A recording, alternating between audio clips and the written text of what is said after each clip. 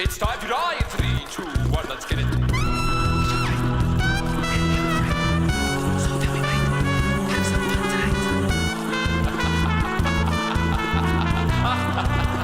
Come in if you dare. Am I ready? Yeah. Let's do this. Yeah. Hell yeah. As we begin this episode, I have to address a controversy. Within the first minute, I'm going to address a controversy. This is a great way to start our Halloween special episode. Welcome, everyone, by the way, to our Halloween-themed episode. We're very glad that you came to join us on this very special day. But what's your controversy, my friend? This is a controversy. I haven't told Braydan about this. He doesn't even know what's going on, probably. But last week, I don't think I do. I was nearly clean shaven, and within a week's time, I have a beard again. That's a scandal to end all scandals, you know. And many people were wondering, how in the world did you grow that so fast? I'm sure they were. How did that happen? Yeah. How are you able to do it? Don't know. Tell us your secrets. Don't have any. Know? No. He doesn't have any. Of course he doesn't. Yeah. That's right. That's right. Yeah, that's simple as that. That is how we start the episode. So the other controversy that we need to tackle. There's more than one. Oh, we're just let's throw it all out onto the table, huh? So we lied to you in our guest episode last week. We're not continuing the feature. We're doing something different this time.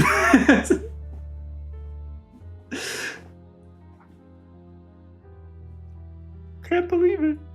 I can't believe it, folks. Yeah. We lied again. This is the second time in a row that we lied. Yeah, we talked and we deliberated and we decided that we don't respect you as our audience and we wanted to pivot for Halloween. And so here's your Halloween trick. We don't hand out treats here. This is the Halloween episode, everybody. This is the Halloween episode. Whoa. There we go. I'm very underprepared. I don't have any Halloween anything. Halloween-y. you don't have any Halloween things at all? No, I don't. No, dude, I think I just sat in my room last Halloween. That's actually kind of sad. Well, Nah. Yeah, it's like we're at this silly age now where we're too old to go trick-or-treating, but like too young for all the children to kind of come to our places and ask for candy. So it's like, what do most people our age do on Halloween? Probably like get drunk or something, you know? Oh, I did do that. Yeah. Oh, that was yeah. I did gotcha, do that. Gotcha. Mm-hmm. Yeah. Right. It was just alone, but it was still fun. I'm not helping the sad and alone case, am I? Yeah, that just makes it seem more sad, to be quite frank with you. We hope y'all are getting scared. Well, I guess it'll be later in the day. I don't know if we're, as of this recording, I don't know if we're uploading this on Halloween Day or on our usual Saturday. That's what I figured. Going up on Halloween Day. That's what I figured. Go up on Halloween Day. That's right. Yeah. So later today, unless we change our scheduled time that we release it. Well, I don't know about that. Okay, so then later today, I hope you enjoy. I hope you enjoy your Halloween. Either trick or treating, hanging out with friends, candy, or getting drunk, scary movie, like Cole, getting drunk. Sad and alone in your house, contemplating where all your decisions led to this sad moment, and if you personally could have avoided this very cruel, sad fate. So we hope you have a great Halloween. And if you're like trick or treating age, what are you doing here? Get out of here. This is not for you. Please, that is true. This is not a kids show. Please go away. All right, this is not a kids show, especially today because in honor of affecting my sound. I think. All right, that's a bit better. Slightly. Because for this very special occasion, for this Halloween special, we got a treat for y'all. We're not going to be doing the beat sheet. We're going to take a little pause for that to bring you a Halloween-ish horror short. And that's what we're going to do today. We're going to write a bit of a horror short together for you, getting back into Final Draft for the first time this season since we were doing all the sketches. Yep. I guess technically this is the first short film that we will have written on the show. That's true. So all the others have been sketches or beat sheets. So this is the first. Yeah. Welcome on the journey. And should we just like get into it? I think we kind of got the prelude out of the way. I think we're ready. I think we might be ready. You got anything else to add to that? I'm thinking. He's thinking? That's hard on me based on the short we just released 2 days ago, a day ago, whatever. Oh.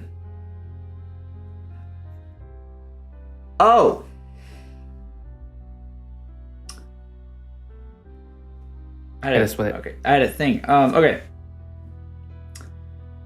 Thank you guys. Wait, hold on. Wait, I need to hang on, I need to fact check. Oh, we disappeared for a second. Hold on, I need to fact check. I'm fact checking. Wait. I'm scared. This is the Halloween episode and I'm already scared. We haven't even started writing, I'm scared. 91 views. We'll surely we'll get to 100 views by next week. Thank you for all of the views on the Superman Gets Audited episode. We're hoping that it will become 100. But either way, we're gonna beg before this episode airs. We're gonna beg to everyone before this episode airs so that we do hit 100. Thank you so much, everyone. That really means a lot. It's exciting. And maybe this one can get to 101. Kind of like 101.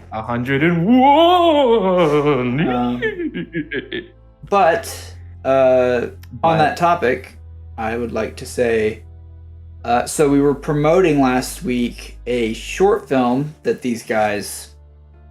Oh yeah. Wait. It's not last week as of this recording. No, it was a couple weeks ago. So I guess it's a couple weeks ago. For me, it was last week. But regardless, yeah, go check it out because it's live now. True. We'll have the link updated in that video. We'll maybe put it in this video too, so you can have easy access. Go watch Tiny Mite. I guarantee you're really gonna love it. It's gonna be a fun time. But so what I wanted to give our buds another plug. What I also wanted to promote was, I believe our genius Braydan, our resident genius, has set up a Google survey. Google. Yes, I have. The Google survey thing. So you can enter in your information if you want to promote a short film or something. Come and join us on the Writers Room. We would love to have you. We would love to talk about whatever you want. Write whatever you want. We have a form. Maybe we'll link it in this video too. Yeah. And try to get that link out there to y'all, so you can just enter in. Just tell us a couple of bits of information about you, and then we will, as soon as we can, get to recording you on the Writers Room. We would really love, because I don't know about you, Cole, but I have thoroughly enjoyed all of the guest episodes that we have shot. Well, I know you've been on record of saying that the 25th episode special with our parents. Oh yeah, that was fun. That was one great. Of your favorite episodes to record, and it was. I would be inclined to agree. Superman Gets Audited with our buds Geronimo and Ben was very, very fun and very informative. And you out there, you could be the next in the hall of like really great Writers Room guests. Yep. We would love to have you on board. So fill out the form, we'll review it, and we'll see if we can get you on. Yeah, absolutely. Yeah. We'll make it happen for you. I say review it. We don't want any. We don't want everybody. There's people out there that. No, we want everybody. I want everybody. I'm gonna swing that door wide the fuck open. I want everybody. I don't know, man. I've met some people. I have met some people. Let me tell you. You have met some. Actually, I'm not gonna. Some people that would be really fun to have. Anyway, off camera, we've come through 6 ideas, and we have picked one of Braydan's, because we both really who would have thought resonated with this one. Who would have thought? You know what I mean? Go ahead and let's look at what you got on the screen. Do you have the screen up on your end, or do I need to share it through Discord like an archaic little bitch? No, I got it. It's okay. It's here. Well, folks, the idea that we've chosen for, and I'll kind of give a succinct log line here at the top. A protagonist awakens in the afterlife, like a paradise after death, and they have no recollection of who they were on Earth in life. And in this society, in the afterlife, there is a cult of some sort, a community that has very ardent, traditional type of views that they believe in the afterlife. If you don't know who you are, and you're never going to find out because you are starting something new forever here. Well, this protagonist is not satisfied with that. She or he has to know who they were. They have to regain those memories. So they are going to challenge the establishment. They're going to defy the authority and try to regain their memories, fighting against this cult of sorts. So kind of playing with some similar themes as Ouroboros, with this kind of like defying authority theme. And it's gonna be spooky. That's the idea. That's the main goal here. Doesn't matter if we write a shit film or don't have any theming in it. As long as it's scary, I would say we succeeded in what we set out to do with this film. Because it's Halloween. This is our Halloween special. We got to make it scary. If it's not scary, we fail. Yes. Yes. So let's walk through this really simplified beat sheet that I wrote before kind of starting this. And this is the first time Cole is looking at this. So in Act 1, this is our setup. The protagonist is in the afterlife, no recollection of who they were before dying. There is a way to recover their memories, but the cult does not allow it. And how they regain their memories, that's something that Cole and I will discuss, because we haven't really set up, this is what you need to do. Act 2, the bulk of the film, protagonist is going to defy authority. They're going to try to fight to regain those memories. A target is placed on their backs, and the cult is going to exploit surreal and horrific abilities that they have in the afterlife to stop our protagonist. In the end, Act 3, just before the cult, quote unquote, kills the protagonist is going to reconnect with all of their memories.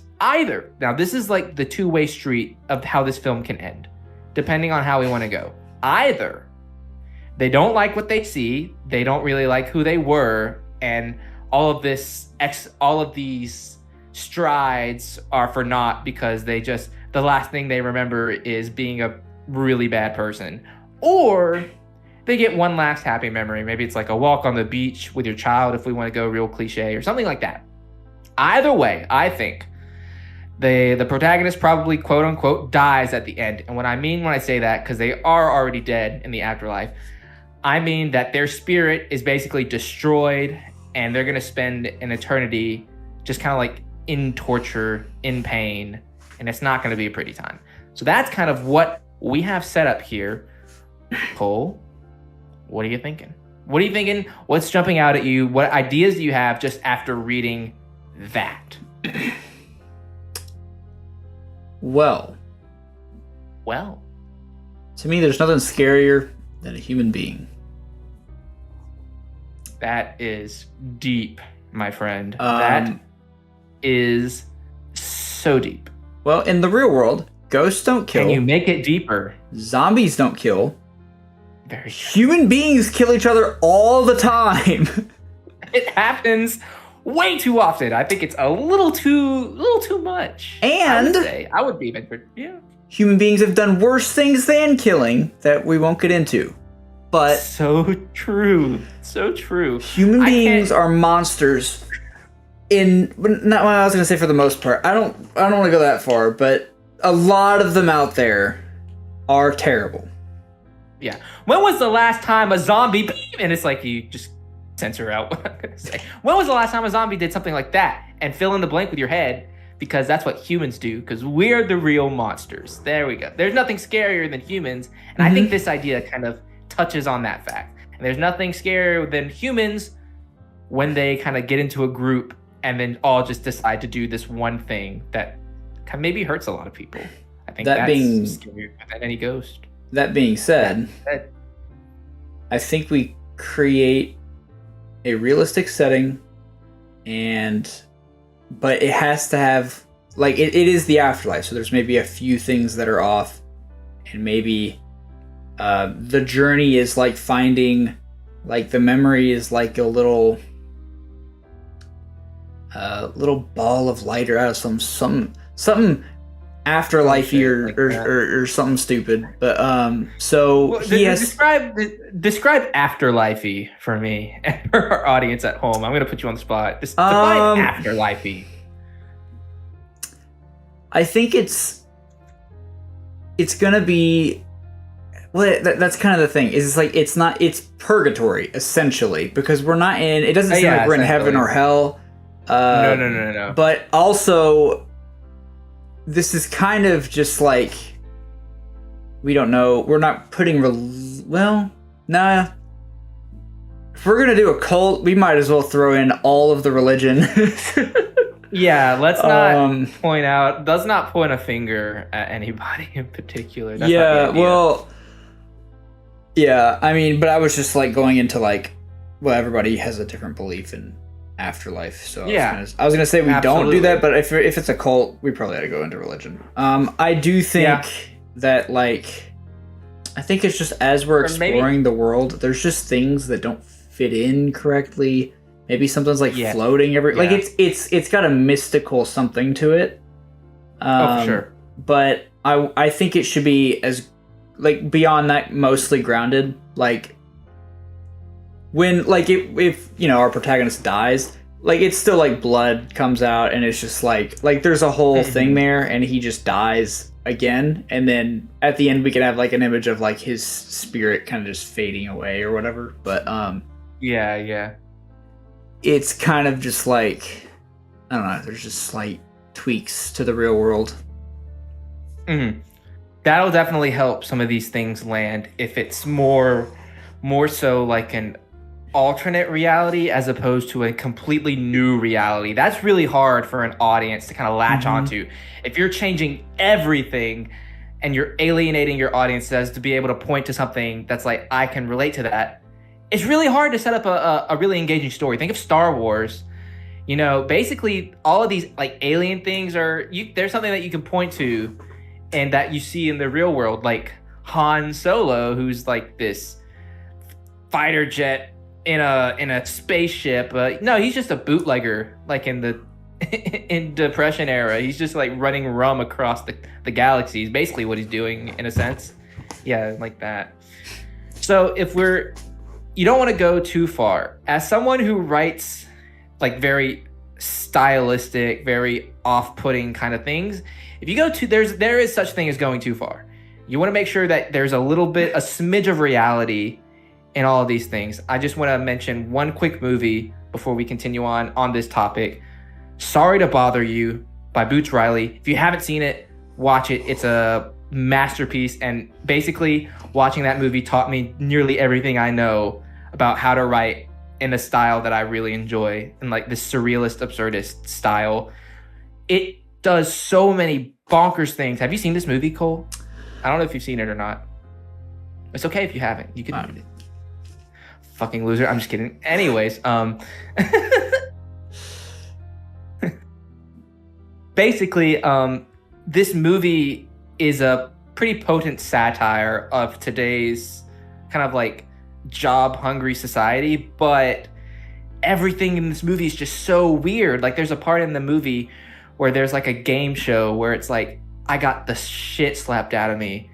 And it's like a game show where these people like literally get slapped over and over again in order for to put a message out on the national news anyways. But there's something that we can still kind of point to and be like, I know why they're saying this. I know why they're doing this. It's ridiculous. It's absurd, but it's something like this that we see in society. So we want to ground it in a way where we can still believe that this is an afterlife of some sorts, because there are really weird, strange, and especially scary things happening.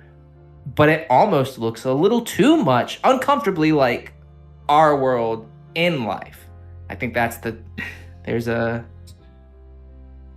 was weird. There's a tightrope. In a sense, there's a tightrope. Yeah. You might want to call a handyman for your light bulb there. Oh, yeah, this thing? See, the funny story about that is there was a handyman here. And he was trying to fix that light bulb.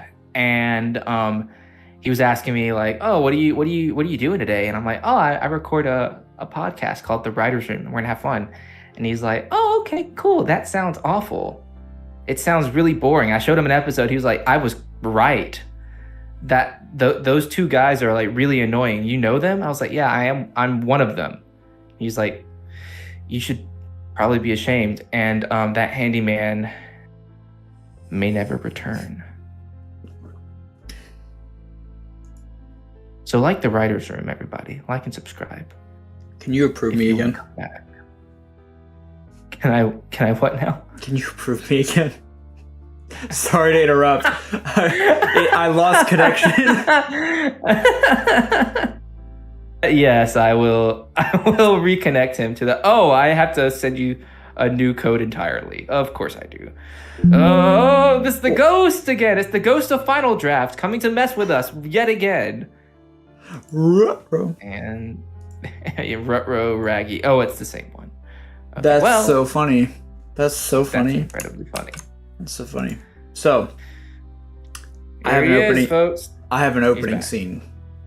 Ooh. Yeah. The thing about this is we really need to set up a lot of context and a lot of backstory very quickly, because we're going to have maybe about 8 to 10 pages to play with the story, and most of the fun is going to come after we kind of know where we are. So if we can kind of set up the story within 1 to 2 pages, that's like golden.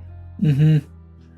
So what's your opener? What's your big first pitch? Up at the mound, top of the first. What are you throwing? I think we go right into it. And bro is already tied to a chair, and there's a crazed cult member that is about to like.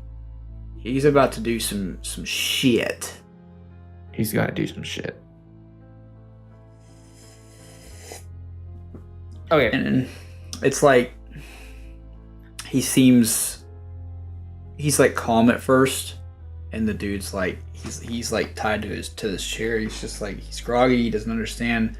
This dude walks in front of him, and he's just like, hello, and he's just like, oh dude, what's going on? Where am I? Who am I? And then the cult guy is just like, you're dead, and welcome to the afterlife. And I was like, what? That's impossible. He's like, think really hard. And it's like, maybe he remembers the last thing that happened. I was like, I was driving and I had a car crash. Whatever. And then the cult member gets to the point where it turns out he's like crazy, and I don't know, he gets out like a sharp object of some sort and is about to like start torturing this dude. But what if our world like has an earthquake every once in a while, and that's one of the mystical things, and that somehow allows our protagonist to escape and kind of work out sneaking around and figuring out the spooky.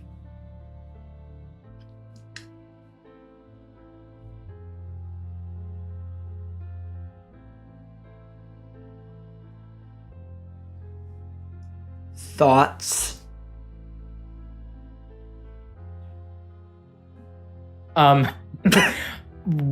What exactly? Let's maybe unite on one thing before we kind of get into the plot. What does this afterlife like look at? What's the setting that this is taking place? Because there's a couple ideas that kind of stick out to me, and I think if we kind of get an aesthetic to how the setting looks, so we can build some of these plot beats around that.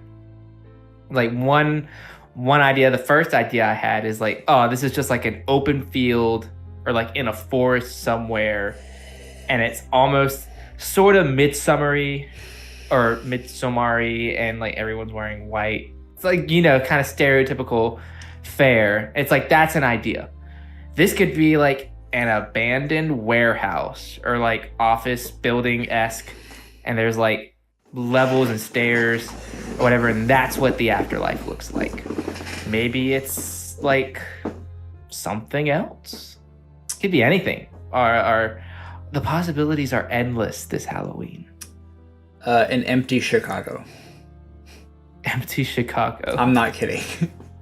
Oh, you're not kidding. No, I'm not. I'm dead serious, because You're the two dead things serious. that you have just named have been done before several times. And Sure, I'm just absolutely. like, we need that mystical, an empty New York, Chicago, LA, whatever. Well, that also kind of feels familiar for like horror movies.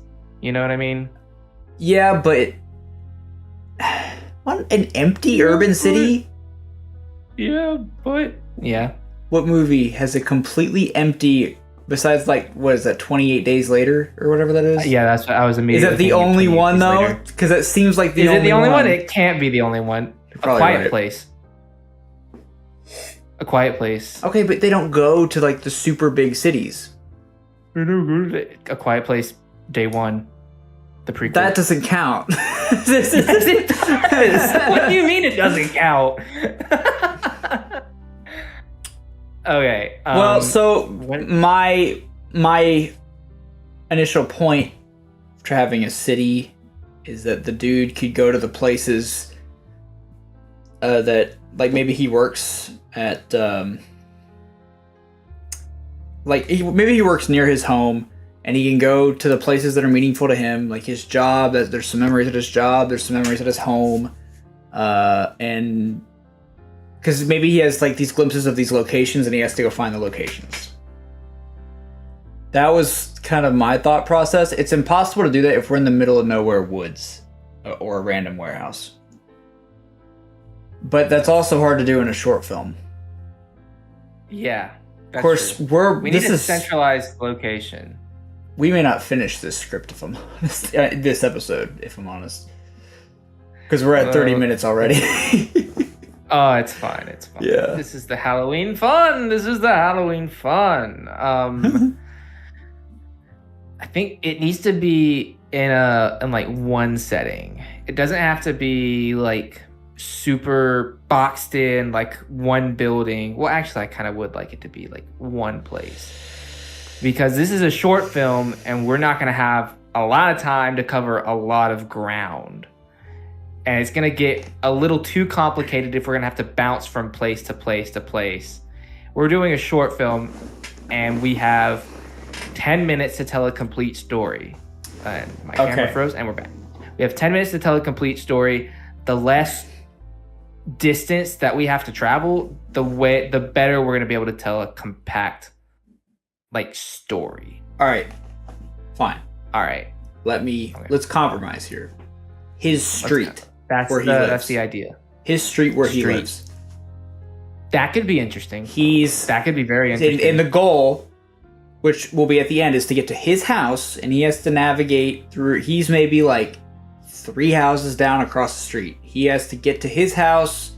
He's like at the end of the street. He has to get to the other end of the street. Yeah, and it's like there's no way to navigate linearly. Like you can't just walk down the street. Like everything is like floaty, cracked, or like just there's that whimsical. Just like there's a thing that's making it. He has to go through a couple of houses at least, maybe a couple of yards, and then he's home. Mm-hmm. And he explores his house for like a page, and then he finds the memories, and then the cult grabs him, and they're like, ha, and then bam. Yeah, ha ha ha ha ha, and bam. Okay, cool. Mm-hmm. Yeah, I think that works. All right, so we're at one end of the street, and then we gotta get to the other, and it's gonna be incredibly fucking difficult to do that. So, how do we start? What does this cult look like? Are we doing like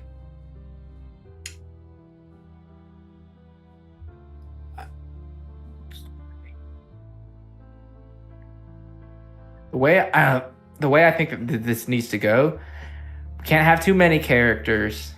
Maybe just like a handful that is in this street. I'm thinking. There are ideas coming to my head.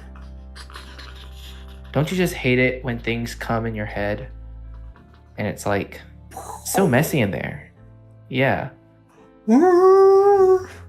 Yeah, like ding ding ding ding ding. I don't know. That's what happens when you get like a runny nose. It's just that so many ideas are coming in your head and then it just has to like escape somehow.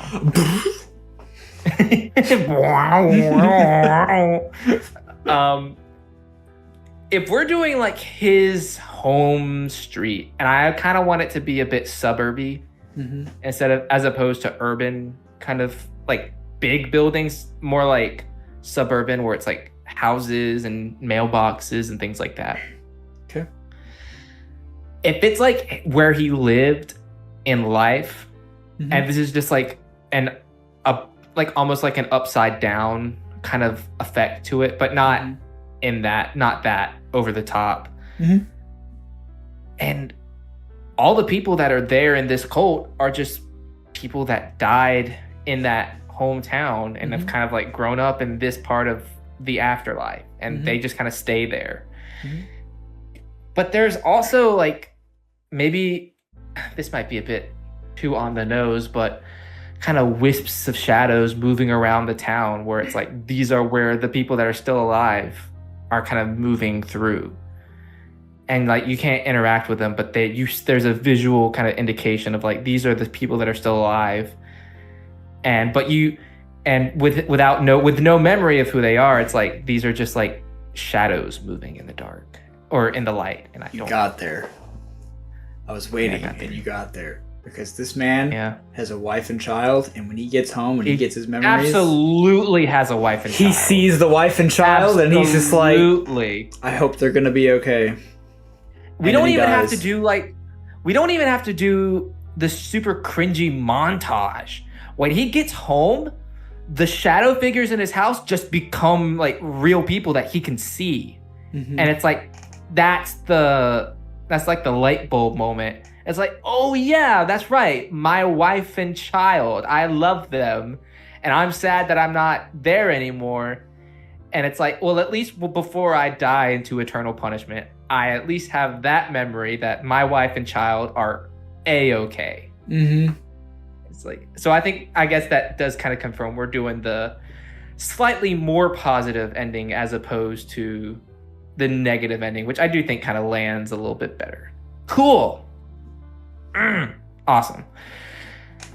Y'all feeling spooky today? Because I'm feeling pretty damn spooky. So spooktacular. Spookerific. Setting. Did you say urban or suburban? Suburban. Yeah, that was my thought as well. Suburban. Street. I didn't spell that right. Oh no. Okay, got it. Oh no. Street. Things are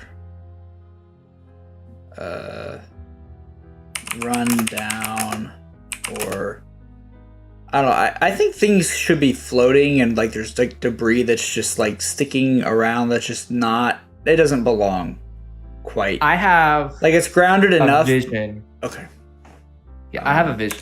Then I'm gonna click off of this, and I'm gonna let you. And my vision kind of plays with I think a pretty popular kind of symbol for afterlife and fate, which is strings. And either the very first image that pops into your head, because you're probably a Gen Z kid, is Hercules, the Disney animated film, and it's like the three fates, and whenever someone dies, they snip the piece of string. You know what I mean? You know what I'm talking about? Have you not seen Hercules, the Disney film? I haven't seen Hercules. Now that's the truly terrifying part of this Halloween episode. He's never seen it? Are you fucking kidding me? Oh man. What did you watch as a child? Like Toy Story, Cars. So that's why you're so fucked up in the head. Cinderella, Beauty and the Beast, Snow White. Oh, okay. The good, the good shit. The classics, but not Hercules. Speaking of Snow White, I talk about Snow White late. He did talk about week. Snow White in the last week's episode. I didn't watch it. Everyone. Whoa. So and this was something that I played with in a script that I wrote recently of the idea of like strings being attached to fate and life and death. And sort of what I'm picturing.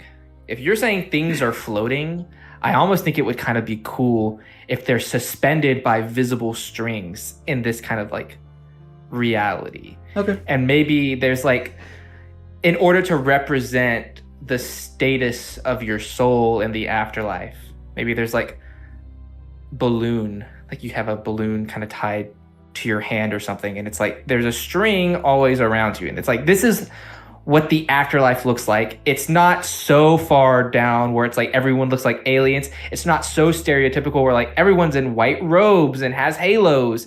So it is sort of like a halo kind of imagery with this like balloon that kind of floats around you. Maybe not over the head, but like on your arm or something. So it's like, it's a little bit different, but it's still playing with an established visual symbol of strings. And I think that would be pretty cool. Also, I think PD on this set would have a field day. Just like putting strings, bringing it up. Okay, so cool. So that's what everyone looks like. Maybe the color of the balloon symbolizes something. I know I came up with this plot idea way back in high school. Can you believe that? And I've never written it before. And I'm a senior now. So this is kind of a fun full circle moment. Anyways, when I came up with this idea in high school, I imagined that everyone had like, all the characters in the afterlife have like face paint or something. And it's just like really slight, simple things, but it indicates how that person died in the real world. Like if they had drowned, maybe there's like kind of wavy symbols on their cheeks. If they got shot in the head, there's a circle right where right where the bullet went, things like that. So it's like little subtle visual things that kind of add a bit of flavor, but doesn't completely alienate an audience to be like, that's just too weird. You know what I mean? Anyways, let's actually start writing. I've been talking. Let's write. We're at 40 minutes at this point. That's fine. It's fine. We're gonna finish it. This is the Halloween. No, this is the Halloween special. It's okay if it runs a little long, and it's okay if we don't finish it this time. We'll finish it next time if we don't finish it record this the time. second. Okay. Record part 2 soon. All right. So let's get in. Why don't you add that what you kind of just said briefly in the setting. Yeah. Let's see. And then I'm gonna talk more on our scary people. Because in my mind, they have been here for a long time because they haven't been able to figure out, the memory thing. And by this point, they will never figure it out. They have been stuck in this limbo so long that they've gone insane, and they're literally looking for anything, which in this case is killing and just whatever. And then they're praying to this god that probably doesn't exist to let them kind of go home or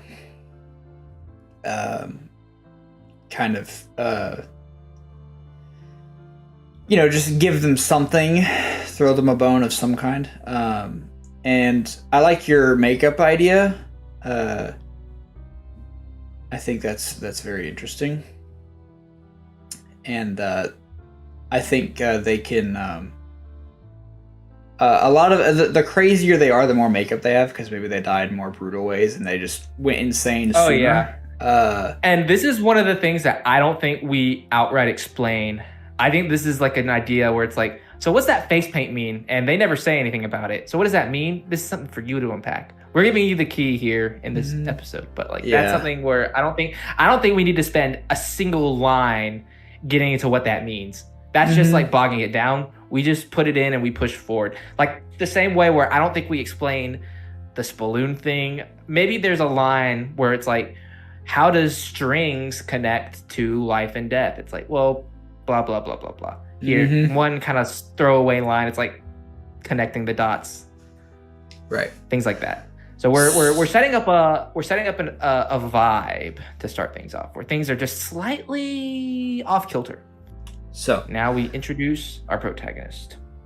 Yes, but looping it back around to my initial opening scene idea. What did you think about that? We said original opening idea scene idea. Because I do think that still stands after everything we've said.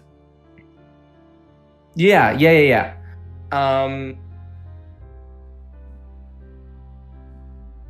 Okay. Here's a thought. Open on someone kind of getting drugged down the street. It's our protagonist who's like just waking up in the afterlife. Mm-hmm.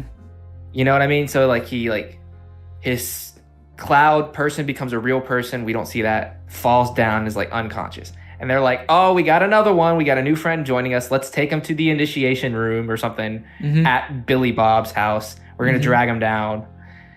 And blah, blah, blah. We're getting him. Then he's like tied up in his chair. Because that is, we're setting up spooky things already. He's tied to a chair. And we're going to be like, welcome to the afterlife. And they're not going to say that. That's temp dialogue. Welcome. And you don't know who he doesn't know who he is.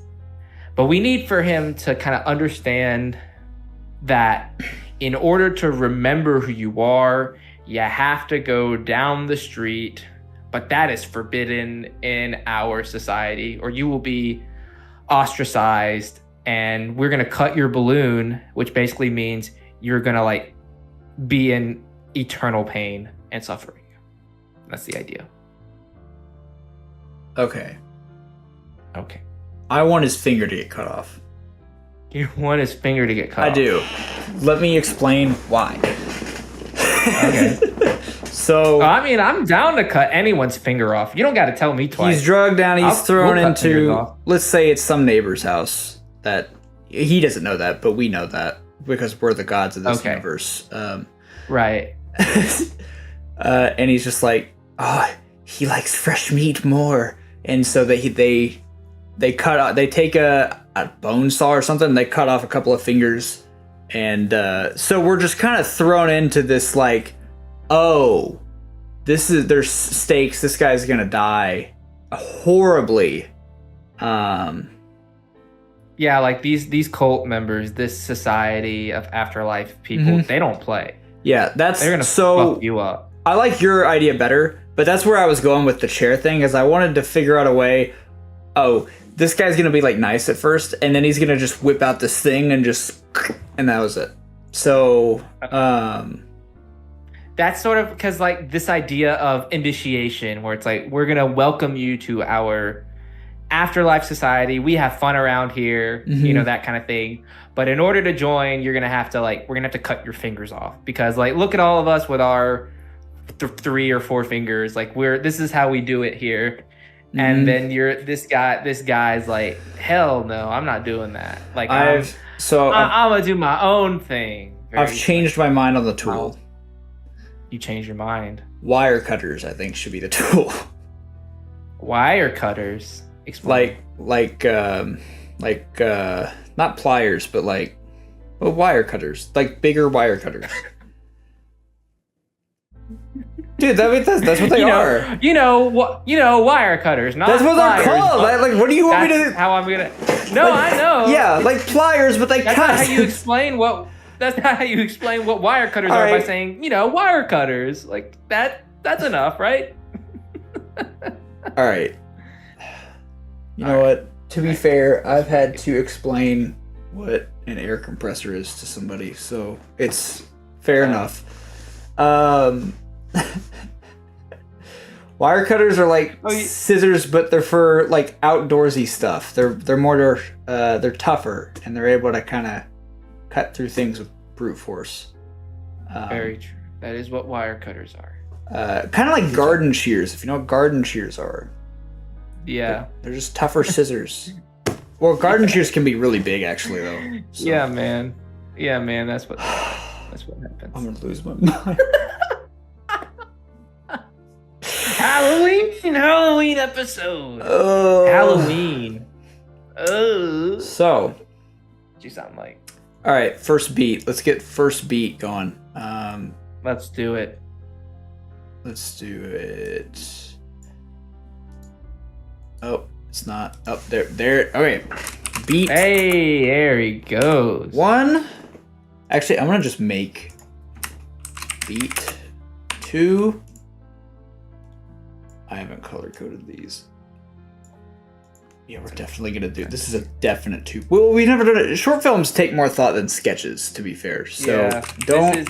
This is definitely a two-parter. Yeah, I will say special. I do think we've gotten slower because we used to crank out one sketch every episode, and this is crazy. But we've yeah. So the goal of this episode for the Halloween special is to get through the beat sheet, and then we will write the short film at some point. I don't want to promise anything because I don't know. I don't know what the thing is going to be there. But We'll try to get there soon. But let's continue on this beat sheet. I'm gonna say 6 beats. Does that seem fair? Yeah. Okay. Yeah. Do you want to hit up beat 1 with kind of what you said with the dragging and getting them in the house? Yeah. All right. I'm gonna move. I'm gonna move beat 4 up by beat 1. Actually.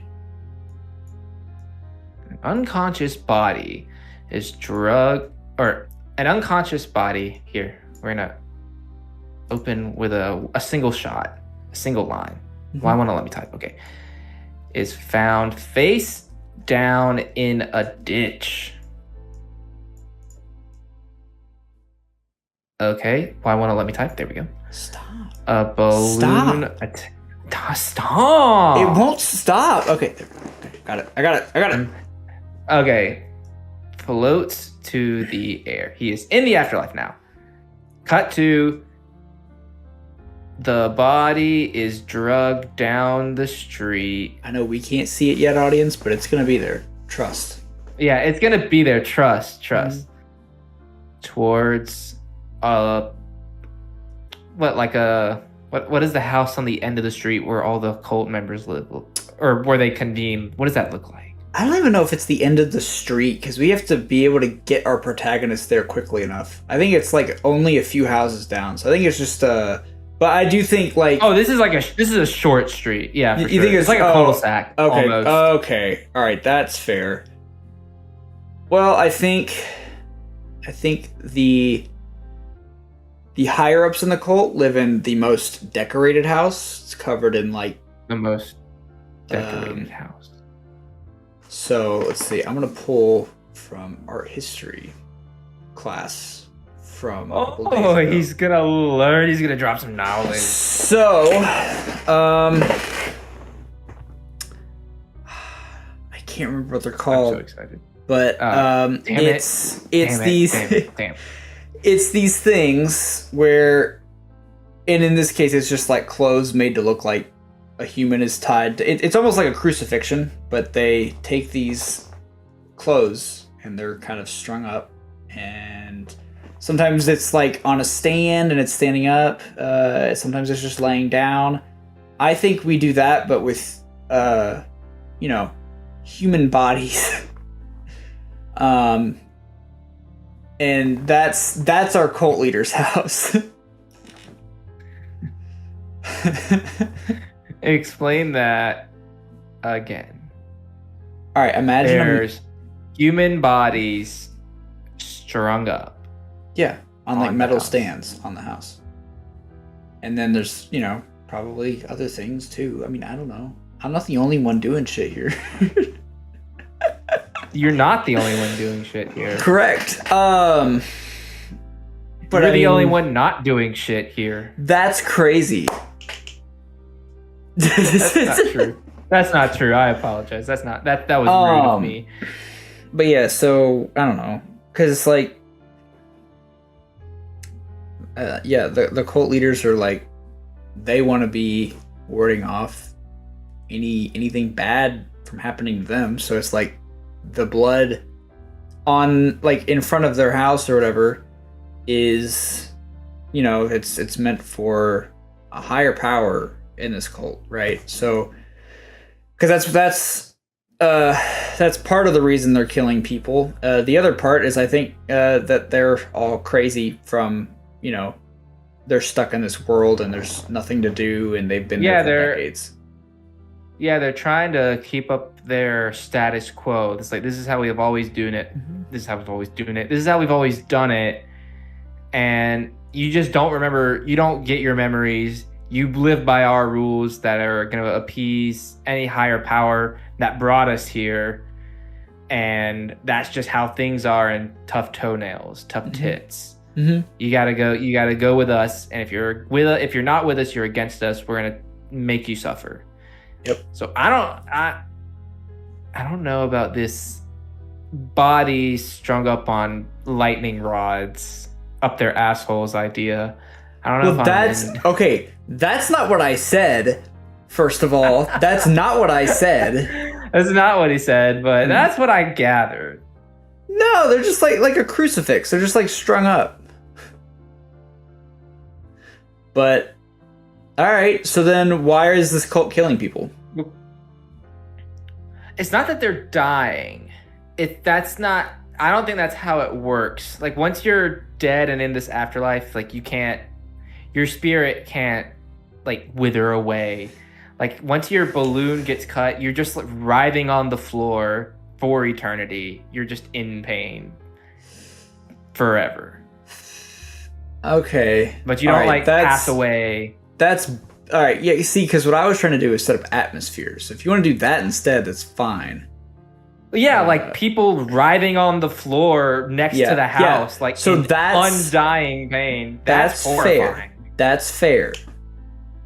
We just needed something because we needed some atmosphere and whatnot. So, but I guess the body, like the bodies would be in the house, wouldn't they? Wouldn't they want that? And that way, it's almost a mystery as to what is going on. Yeah. Okay, so they're going towards a mansion. I imagine it's just not a mansion, but like a large house. Inside, writhing bodies wail in pain. There we go. Okay. Boom. Yes. Sweet. Let's just say this like setup, because this isn't technically a plot beat. That's just setup. True. Yeah, that's fair. So, in that case, beat 1.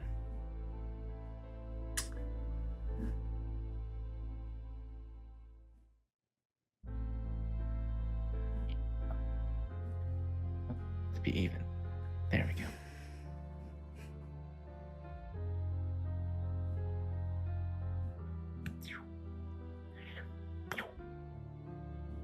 What you got for me, bud? Well, you said something else earlier, and I can't remember what it was, but I liked it. Because you said the unconscious body being dragged down the street, and then you had an idea. I thought you were like, they tossed him in the basement, and they're just like, yeah, we're gonna cut off a couple fingers. You know how it is. And I did say they tie him up to the chair, which is what you originally said. Oh, that he gets tied up to a chair. I forgot. He gets tied into his chair. And I imagine it's just like kind of like an initiation. Like they're about to do something, but I want to make sure that we get across the idea of A, the protagonist has no idea who they were. B, order of importance. A, this is the afterlife. These characters are dead. B, the characters do not recall who they were in life. C, the protagonist has to go to their house to get their memories. That's what this character wants to do. This is the goal, this is the want. of the protagonist. He's typing, folks. I'm pretty sure he's typing. He do be typing. He do be typing.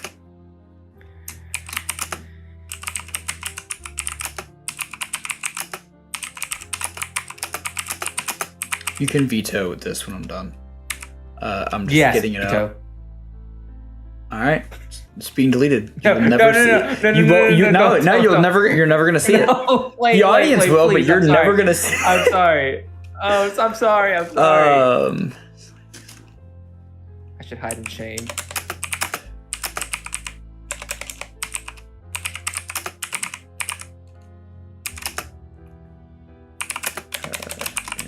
Well, talk to our peoples while I do this so that they're not bored, especially our podcasters, because they don't get to see your face. I don't know how Jason. Well, for the podcasters, I'm wearing the Friday the 13th Jason Voorhees hockey mask. I don't know how he does it. This is very uncomfortable.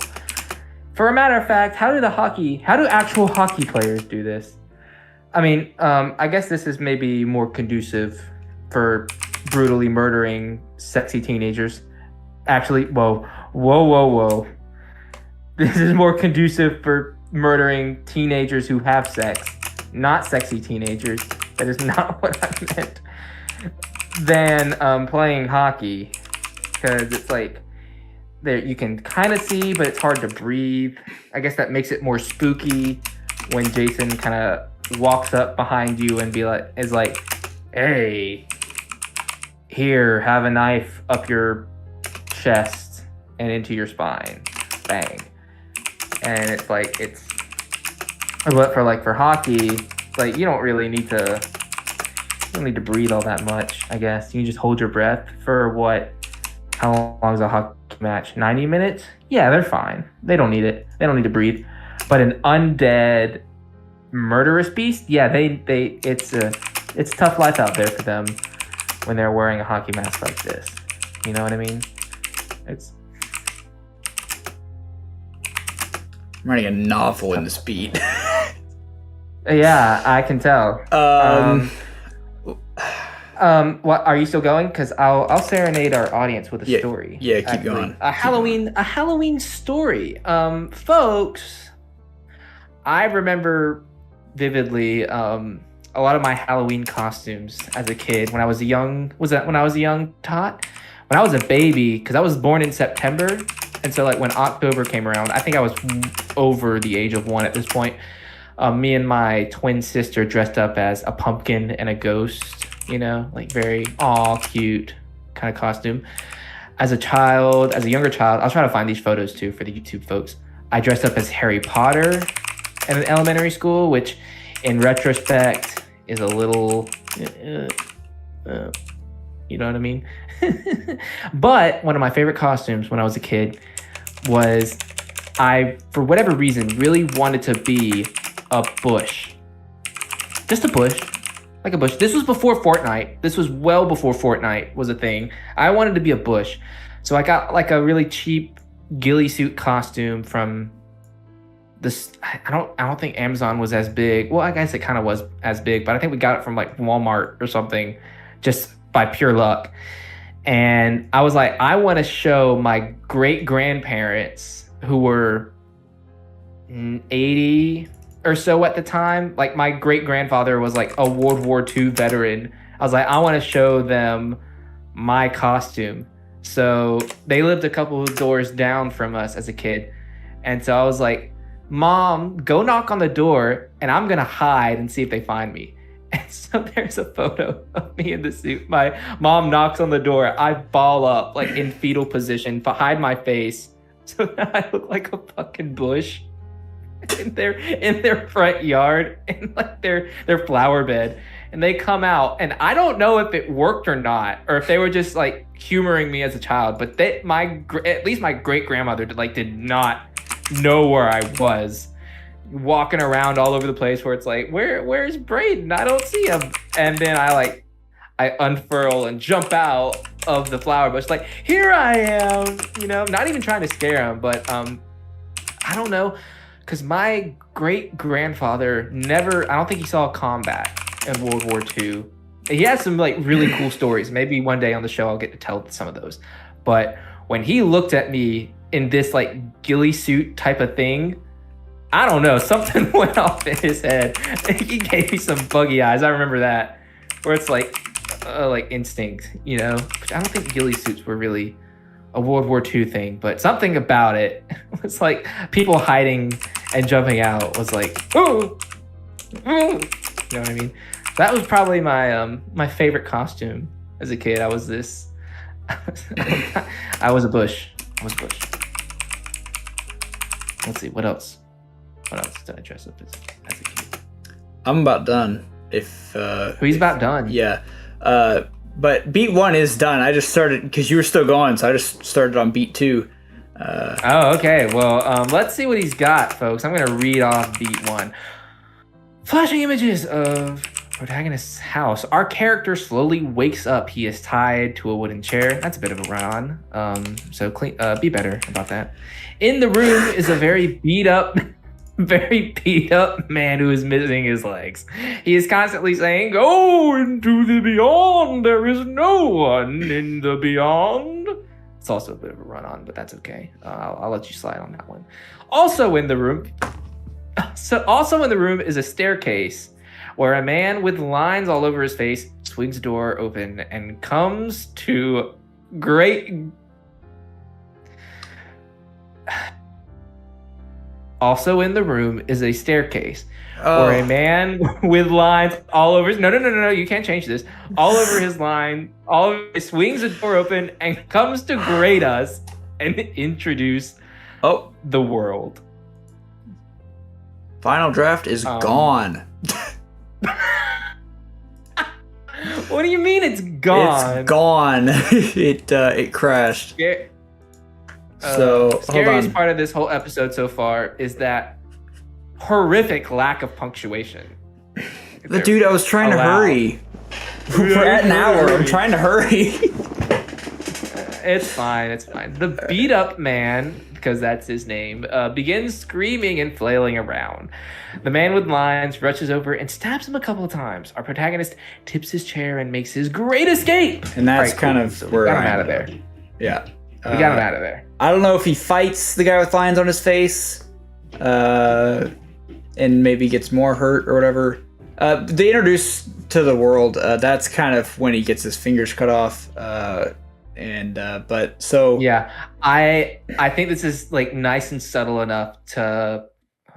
I'm moving my microphone along. This is nice and subtle enough where we're not directly saying like, "Hey, you're dead, buddy. Welcome to heaven. What can I do for you?" Like, I think the idea of this is we want to give our audience just enough information to kind of follow along, but not enough to where we're like removing the mystery, because that's going to be part of the suspense of like what's going on, where are we, but we don't want to completely like fuck them over and be like, we're not telling you shit. You're just gonna have to figure it out. No, we're gonna give them something. So you gotta give. So yeah, that's where I ended up. I'm vibing with this. I'm vibing with this. Right. So now comes the trial and error.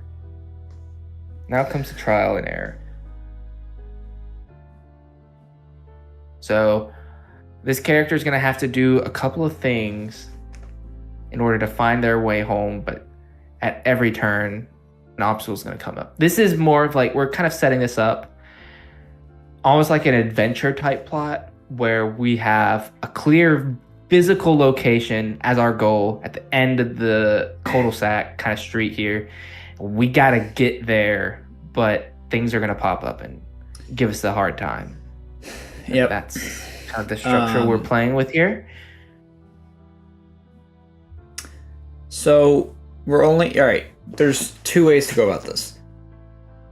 We either have this house be big as hell and we stay in this house for most of the film, or we have a very short, quick fight between the protagonist and this dude, and then maybe we get a little more information out of the crazy dude on the floor with no legs, and then we go into one more house, and then we go into the ending house.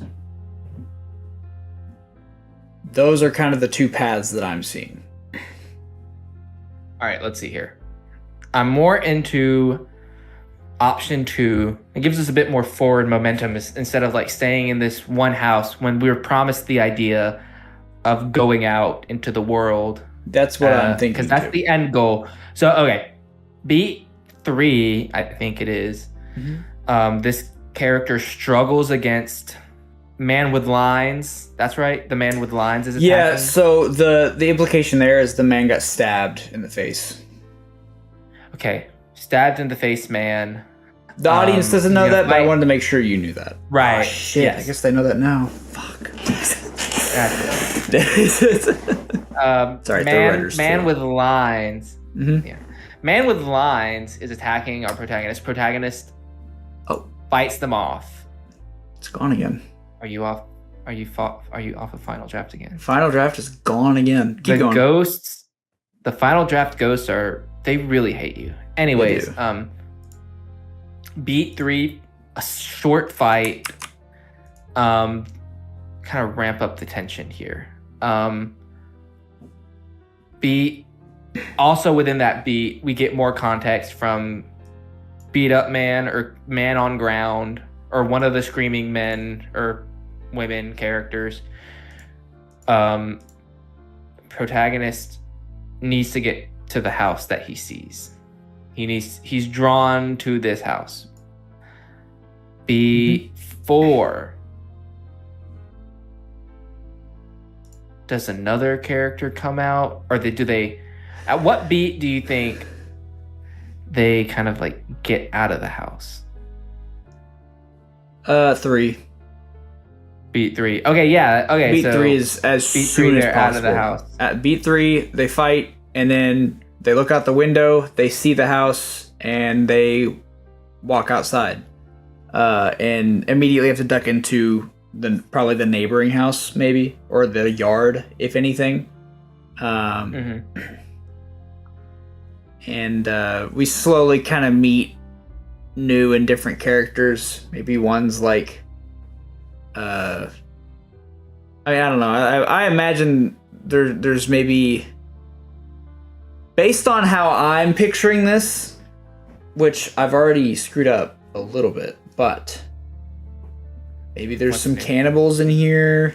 There's obviously some more religious people that are like more focused on making sure that the god that they believe in is happy, that's what our first guy is. And then maybe there are some people that are just like, oh, let's just cut all the strings. Let's just do that and cause suffering. So I'm not entirely sure, but let's at least get the part of you think about beat 4. I'm gonna get beat 3 done real quick because that's literally just fighting the guy with lines. Yeah, got it. Protagonist fights the man. Do we want any exposition from our man with no legs? One of the characters maybe gives some further context gotcha. of some sort. Sure. With lines. The protagonist wins after a struggle. The protagonist runs up stairs and peers out the window. He sees the house from the beginning. Bum bum bum bum bum bum. Yes. From the beginning, I misspelled beginning. Phew. I am tired. Okay. He turns and sees a door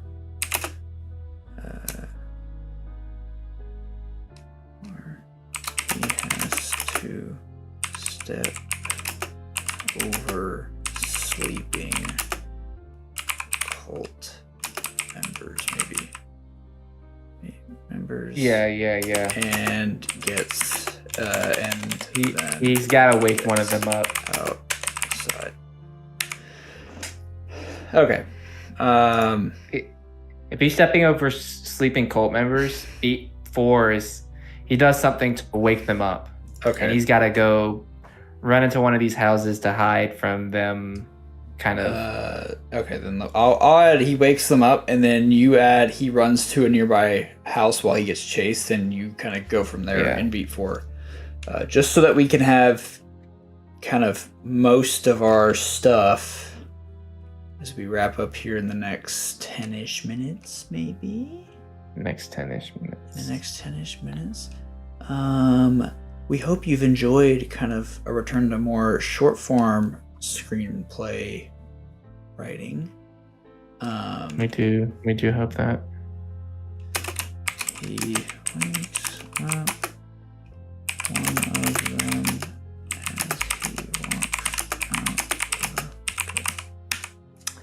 out.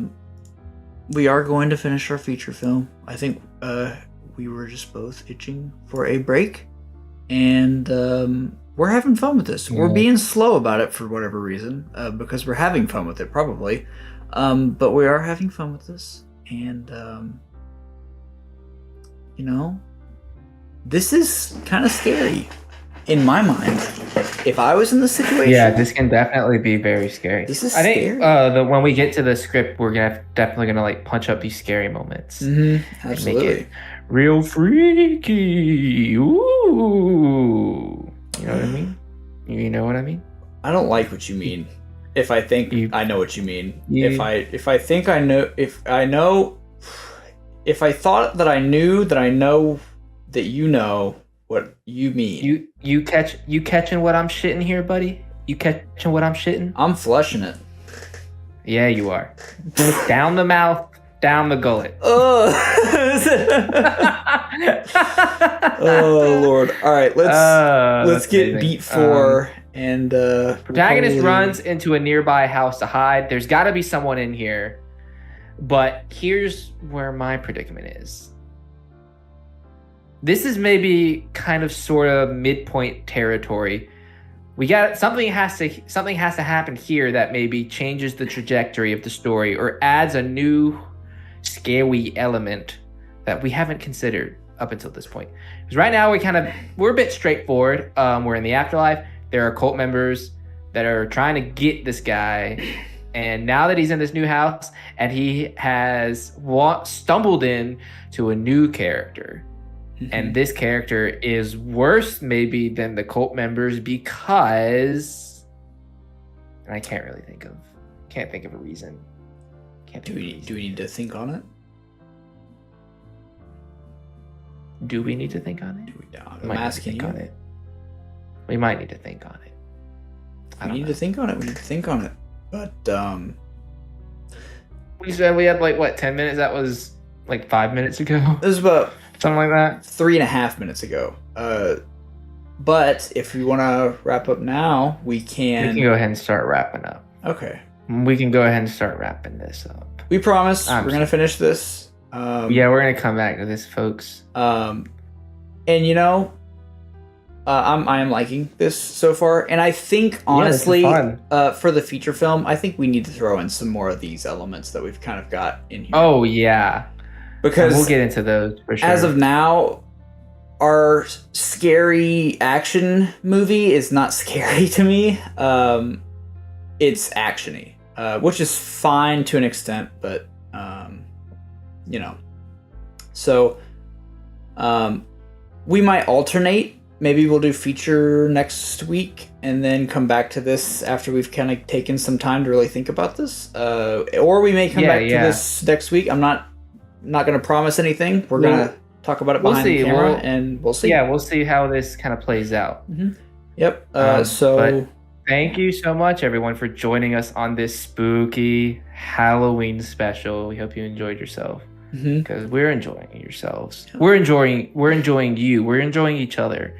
We're enjoying the script. we're enjoying things. We're just enjoying, straight up. Straight enjoying. And by it, well, let's just say the podcast, the Writers Room. The Writers Room. So if you haven't already, what are you doing? Subscribe to the channel and hit that little bell over there for notifications when we post another episode. Subscribble, you know, typing the Writers Room in for whatever reason doesn't come to here immediately. So, like, do yourself a favor. Do us a favor. And just subscribe. Please leave a like down below if you like this video. Leave a dislike if you did like this video. But, Cole, what's the rule? Well, dislike especially, but either way, write in the comments what the feedback is. You gotta let us know. You what we're doing gotta wrong. talk to us. And it's gotta be more than just because I hate you, because that's not specific enough. That's fair. That's fair, but that's not something that we can work on. Like, if you hate us, you gotta tell us why you hate us. Yeah, why do you hate us? Jackass. We want y'all to like us. We actually we need y'all to like us. That's true. You know, we failed as human beings, so like us. But and if you don't like us, you got to tell us why, so that I can change my entire personality, so that you specifically like me. Mm-hmm. And if the goal is that's to very healthy. Just make us cry, well, you've succeeded. Not with me. I'll have to buy some like lemon juice, and I'll just. Wow. Yeah. Okay. I got feelings of stone. What? Anyway, did you say all the other platforms that we're on? Because we are on all the other platforms that exist. Spotify, Amazon, Apple. Insta, that's all of them. TikTok, all that. Instagram, all that TikTok. Yes. Check out Google our Forms YouTube. now, so you can fill out a guest application, so you can come on the show. That too. Yep. Check this out. Check YouTube this out. Shorts coming out. Ooh, baby. Classic moments. Classic fun Writers Room moments. We will see you in the next episode. Cole, I enjoyed this Writers Room episode. It's kind of fun Halloween special. Yeah. I don't know how we can how we move on. How do we move say bye? Yeah, I don't know. How do we say bye here? I just don't really know. Oh my god! Who are you? Find out on the next episode! Bye-bye! Bye, everybody. And we'll be... I don't know why I did that. Anyway, bye. Bye. Lord.